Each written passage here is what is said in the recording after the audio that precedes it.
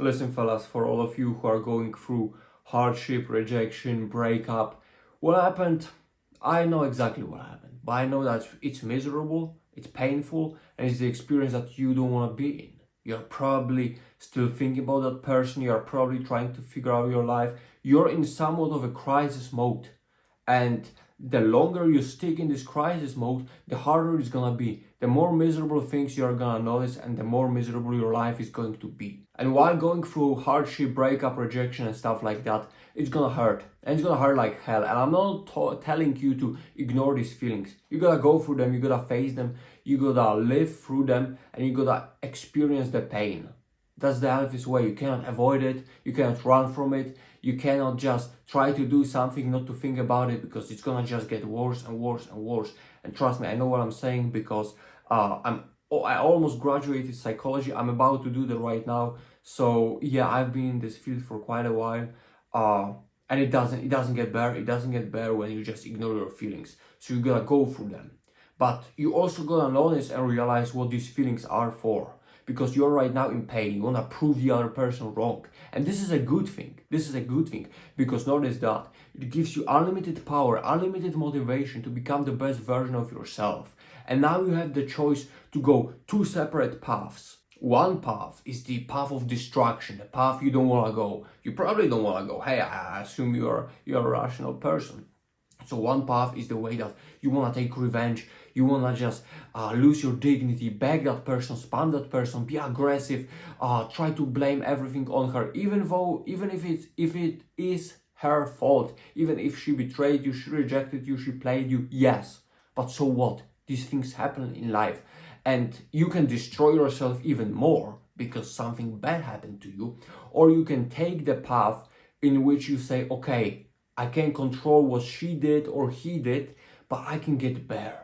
I can prove myself and show them they were wrong. And at first, this is gonna be your motivation. At first, you're gonna be like, yeah, I gotta hit the gym. I gotta build my life better around. I gotta focus on making my life more meaningful. I gotta work on a project that's meaningful, that's gonna bring me money, good people around. I gotta appreciate my family. I gotta do this, I gotta do that. You're trying to channel this energy through positive and constructive things. You're reaching out to people. At first it's gonna be a little bit desperate. At first you won't know exactly what to do. But as the time goes on, you will start figuring it out and realizing the more constructive ways. And it's gonna be a little bit messy. It's gonna go up and down. You're gonna be like, yeah, at first you have this great idea, then a day later it turns out doesn't work. Then you want to go on Tinder. You realize Tinder is not really the way to go. But slowly and steadily, maybe not steadily, maybe slower, maybe faster, you're going through the process and you're becoming the better version of yourself because you're working on yourself, because you set the goals and your motivation, your pain is driving you for the better future. And you're like, yes, so she left me for this guy. You start comparing yourself. You know, comparisons are not that healthy, but in this case, they may be really helpful because you're like, okay, so this guy maybe was more athletic, or this guy maybe was, I don't know, knew more languages, or maybe had just a better wrist, and that was it. Or maybe was more of an asshole. And then you start realizing, okay, I can get better at this, at this, at this. And you do that. And you realize that you are now the guy that people around you want, that you are the guy that you wanted to be. You are the so-called perfect partner. And now you level up. You deserve better. Your life is more meaningful. You no longer have to chase all of these relationships, because the life you build around you, the people around you, it just lifts you up. You lift yourself up, seeing how much better you are, how greater you are. And it's really one heck of a potential that you just discovered. And then guess what? You're not reaching desperately to your ex, because that's gone.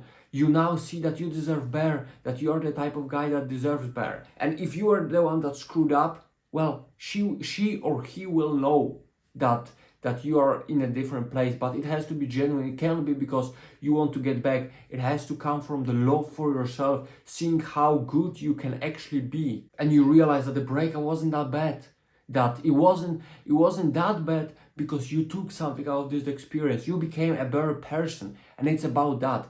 And it sounds cheap at first. It sounds cheap. That's where the faith comes first. The first has to come faith, because you don't see this vision. You're all broken. After breakup, you are broken. But you gotta believe there's something more, that there are other people, that you can be better, your life can be better, and it can be. It's not just the belief. You know, at first it's the belief, but the belief then turns into reality. You turn it through your action into reality, and your life becomes better and more meaningful. You just put the work in, you build your life, and you don't go desperately. You don't come back to all of your bad habits. You don't desperately beg your ex. It's not about that. You channel this energy to become a better version of yourself. And once you're on that journey, it's easier, man. Yes, you face things, but you're more prepared, you're calmer, you're a better version of yourself. And eventually comes the point when you're like, I'm going so fast, you know? I'm good at it. And then there are other dangers. There are dangers of self-development. You just want to obsessively get better and better. Eventually to realize that sometimes you gotta stop, sometimes you gotta appreciate life. But it comes later. At first, you have so much energy after breakup. So much energy. And it's your choice how you're gonna channel that. Are you going to go on a self-destruction path? Are you going on at first constructive revenge path in which you want to prove them wrong, but then you realize it's about more. It's about you. It's about you being the best version of yourself. It's about the self-love that you can have for yourself because you deserve it and you can get the better version. You can be the better version of yourself. I believe you. And for all of you who are broken, believe me, I've been there many times, more than you can possibly imagine. And it's not about not feeling like crap. It's about feeling like that and still going for the constructive things. That's what I learned. That was the missing piece that I had to learn to realize the truth. It's about good. It's not about going the so-called destructive red pill path in which you are, want revenge, want to screw the most amount of girls. It's not about that. It's toxic. It's traumatizing. And these people telling you that it's not good for you, man. It's not good for you. And I'm sure that anyone who watches these videos and, for example, went through that path, luckily I didn't. I almost did, but I didn't. But people who did, they'll tell you there's nothing there. There's really nothing there. But there's a lot for you. And you can do that, my friend. Good luck.